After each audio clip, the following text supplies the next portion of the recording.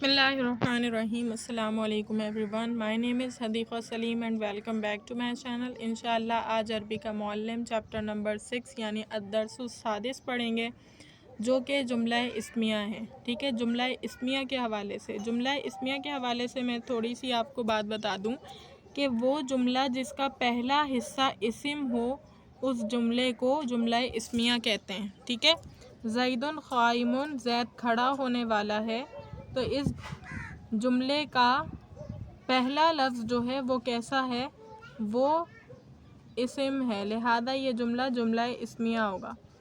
अब जुमला किसे कहते हैं ये भी आप समझ लें। जुमला जो है किसी भी मुकम्मल बात को कहते हैं। ठीक है, किसी भी मुकम्मल बात को जुमला कहते हैं। जुमला दो या दो से ज़्यादा कलिमात को जोड़कर बनाया जाता है। ठीक है, जुमला का मतलब क्या होता है? जुमले का मतलब ये होता है कि वो बात सुनकर या तो आपको किसी चीज़ का फ़ायदा हो, यानी कोई हुक्म पता चले। जैसे अगर कहूँ ईती बिल्मा, पानी लेकर आओ, पानी लाओ मेरे लिए, तो इससे हुक्म पता चल रहा है। ठीक है, तो ये जुमला है। उसी तरह अगर किसी बात की ख़बर पता चल रही हो, जैसे ज़ैदुन क़ाइमुन मैं कह रही हूँ कि ज़ैद खड़ा होने वाला है, ज़ैद खड़ा हुआ है, तो ये भी तो जुमला है। ठीक है, इस तरह से। या किसी चीज़ की जो है दुआ की जा रही हो, रब्बिरज़ुक़नी है, मेरे रब मुझे रिस्क दे, तो ये भी एक दुआ है। ठीक है, तो यानी जो भी लफ्ज़, जो भी दो तीन कलमों का मुरक्कब होना अगर कोई फ़ायदा देता हो, किसी बात का हुक्म मालूम करवाता हो, ठीक है, तो वो जुमला है। और अगर उस जुमले का पहला लफ्ज़ इस्म हो तो वो जुमला इस्मिया है। अब देखें क्या है। तुम पढ़ चुके हो कि पूरी बात को जुमला कहते हैं, पूरी बात को जुमला कहते हैं। अब ये भी याद रखो कि जुमला दो किस्म का होता है, इस्मिया और फ़ेलिया। पहली बात बता दी कि पूरी बात को जुमला कहते हैं। फिर जुमला जो है यानी पूरी बात जो होती है वो दो तरह की होती है, इस्म और फ़ेल, इस्मिया और फ़ेलिया। जुमला इस्मिया, जुमलातुल इस्मिया वो है जिसमें पहला जो इस्म हो, जैसे ज़ैदुन हसनुन, ज़ैद खूबसूरत है।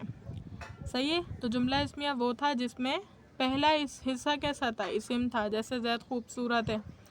जुमला फ़ेलिया, जुमलातुल फ़ेलिया वो है जिसमें पहला जो फ़ेल हो, जैसे हसुना ज़ैदुन, ज़ैद खूबसूरत हुआ। हसुना फ़ेल है ना, बाबे करूमा से। सही है, तो ये फ़ेल है, लिहाजा ये क्या हुआ, ये जो है जुमला फ़ेलिया हुआ क्योंकि इसका पहला हिस्सा फ़ेल है। ज़ैल में जुमला इस्मिया के मुतालिक ज़रूरी बातें लिखी जाती हैं और जुमला फ़ेलिया का बयान आगे आएगा। ठीक है, तो अभी जुमला इस्मिया के हवाले से हम पढ़ रहे हैं। तो जुमला इस्मिया में उमूमन पहला जुज़ मारफ़ा और दूसरा नकरा होता है। ज़्यादातर क्या होता है, पहला हिस्सा जो इस्म होता है, इस्म का, वो ख़ास होता है और दूसरा हिस्सा आम होता है। भले चुनाचा ऊपर की मिसाल में ज़ैदुन इसमें मारफ़ा है और हसनुन इसमें नकरा है। हर चीज़ जो है पहली वाली चीज़ों से ताल्लुक़ रखती है, इसलिए आपने पहली वाली चीज़ों को एकदम अपने माइंड में फ़्रेश रखना है ताकि कोई मसला ना पेश आए। कह रहे हैं इसमें मारफ़ा है, पहला वाला हिस्सा ज़ैद जो है वो इसमें मारफ़ा है। ज़ैद इसमें मारफ़ा की कौन सी किस्म में से, अलम में से, यानी ज़ैद एक लड़के का ख़ास नाम है, लिहाजा ये इसमें मारफ़ा है। और हसनुन ये इसमें नकरा इसलिए क्योंकि ये इसमें सिफ़त है, सिफ़त का नाम है ना, ये खूबसूरत होना, बदसूरत होना। सही है, ये तमाम सिफ़ात हैं किसी भी चीज़ की, लिहाजा ये क्या है, इसमें नकरा। तंबी, जुमला इसमें और मुरक्कब तौसीफ़ी में इतना ही फ़र्क है कि मुरक्कब तौसीफ़ी में दोनों अज्जा तारीफ़ और तनकीर में यकसा होते हैं और जुमला इसमिया में पहला जुज़ मारफ़ा और दूसरा नकरा। मुरक्कब तौसीफ़ी और जुमला इसमिया ख़बरिया का आपस में फ़र्क ये बता रहे हैं कि मुरक्कब तौसीफ़ी जो होता है उसमें दोनों जुज़ बराबर होते हैं, यानी एक जुज़ नकीरा है तो दूसरा भी नकरा, एक जुज़ मारफ़ा है तो दूसरा जुज़ भी मारफ़ा। सही है, लेकिन जुमला इसमिया में ऐसा नहीं होता, एक जुज़ मारफ़ा तो दूसरा नकरा।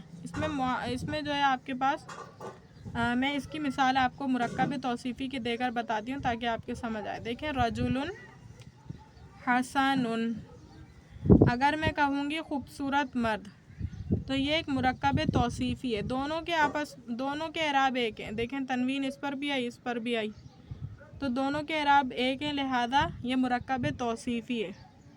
लेकिन अगर इसी को मैं तब्दील कर दूं जुमला इस्मिया में तो ये बनेगा अर्रजुलु हसनुन।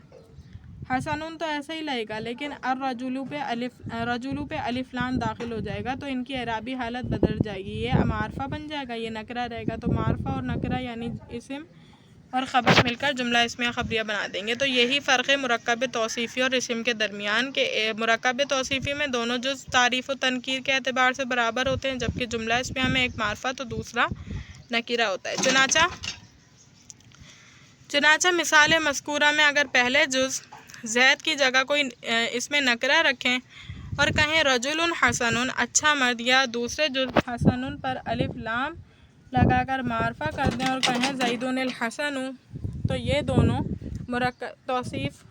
صورتیں مرکب توصیفی ہو جائیں گی۔ ٹھیک ہے، بتا دیا آپ کو کہ کس طرح سے مرکب توصیفی ہو جائیں گی، کہ آپ زید کی جگہ کوئی نکرہ اسم رکھ دیں، یعنی رجل اور حسن دونوں نکرہ ہو جائیں گے، تو یہ مرکب توصیفی کی مثال ہے۔ یا زید کو زید ہی رکھیں، دوسرے والے پر آپ الف لام ڈال دیں، تو زید بھی کیونکہ معرفہ ہے ایک علم ہونے کی وجہ سے، اور الف لام جس پر داخل کریں گے وہ معرف باللام ہو جائے گا، تو اس میں معرفہ دونوں بن جائیں گے، بھلے ایک ہی اس میں معرفہ کی ایک قسم میں سے نہیں ہوں گے، کیونکہ زید علم میں سے اور الف لام جو ہے معرف باللام میں سے ایک قسم میں سے نہیں ہوں گے، لیکن معرفہ ضرور ہو جائیں گے، جو کہ اس میں کیا کہلائیں گے؟ مرکب توصیفی کہلائیں گے، جملہ اسمیہ خبریہ نہیں کہلائیں گے۔ البتہ جب جملہ اسمیہ کا دوسرا جز ایسا لفظ ہو جو کسی موصوف کی صفت واقع ہو سکے، تو جائز ہے کہ جملہ اسمیہ کا دوسرا جز بھی معرفہ ہو۔ ٹھیک ہے، کہہ رہے ہیں کہ اگر جملہ اسمیہ ہے لیکن اس کا دوسرا جز ایسا ہے کہ جو کسی موصوف کی یعنی موصوف کی صفت واقع ہو سکتا ہے، تو جائز ہے کہ جملہ اسمیہ کا دوسرا جز بھی معرفہ ہو۔ تو جب جائز ہے کہ وہ دوسرا جو ہے نا جملہ اسمیہ کا دوسرا جز بھی کیسا ہو؟ معرفہ ہو۔ انا یوسف، میں یوسف ہوں، دیکھیں انا بھی کس کی مثال میں سے؟ اس میں معرفہ کی قسم میں سے نا ضمیر، اور یوسف علم میں سے، دونوں کیا ہیں؟ معرفہ ہیں، لیکن ابھی بھی اس کو کیا کہہ رہے ہیں؟ جملہ اسمیہ، کیونکہ یہ صفت بن سکتی ہے کسی موصوف کی، لہٰذا یہ جملہ اسمیہ قبلیہ ہے۔ یا مبتدا اور خبر کے درمیان ایک ضمیر فاصل لائی جائے، الرجل هو الصالح، دیکھیں الرجل معرفہ باللام، الصالح معرفہ باللام، دونوں کو ایک ساتھ ملا کر لکھتے تو مرکب توصیفی بنتا سادہ۔ لیکن اگر ہم نے اس کو جملہ اسمیہ کے معنوں پر لانا ہے، یعنی کیونکہ مرکب توصیفی میں اس کے معنی کیا نکلتے؟ الرجل الصالح، نیک مرد نکلتے، یعنی کوئی خبر سمجھ نہیں آتی، بس نیک مرد، وہ اچھا یا نیک مرد ہے، اس سے خبر معلوم ہوتی ہے ہاں ہوں ہے کے ترجمے سے۔ تو ابھی ہم نے اگر الرجل الصالح دونوں جوڑ کر بناتے تو یہ مرکب توصیفی ہوتا، لیکن بیچ میں ہم نے اس صورت میں کیا لے کر آئی؟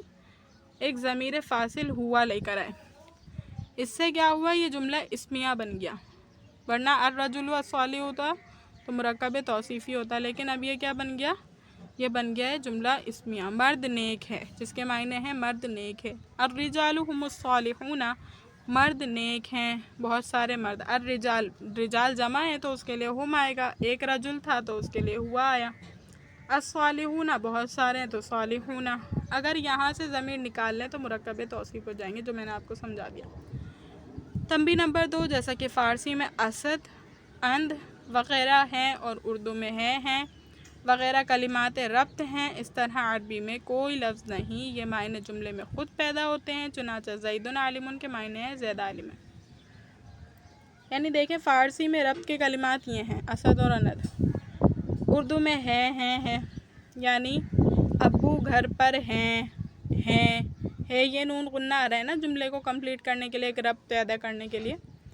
اسی طرح فارسی میں است اور اند آتے ہیں، لیکن عربی میں ایسا کوئی لفظ موجود نہیں ہے، بلکہ جملے میں خود ہی اس کے اجزاء سے ایسے معنی پیدا ہو جاتے ہیں، جیسے زید عالم بھی میں کہہ دوں نا بس، تو اس کا مطلب ہوگا کہ زید گھر میں موجود ہے، سمجھ آ گئی؟ یعنی ہیں یا است اور اند کی ضرورت یہاں عربی میں نہیں ہے، عربی بڑا فصاحت اور بلاغت والا کلام ہے۔ ٹھیک ہے، جملہ اسمیہ کے پہلے جز کو مبتدا اور دوسرے کو خبر کہتے ہیں، پہلا حصہ مبتدا، دوسرا حصہ خبر۔ عموماً مبتدا اور خبر مرفوع حالت رفع میں ہوتے ہیں، پیش کی حالت میں ہوتے ہیں دونوں،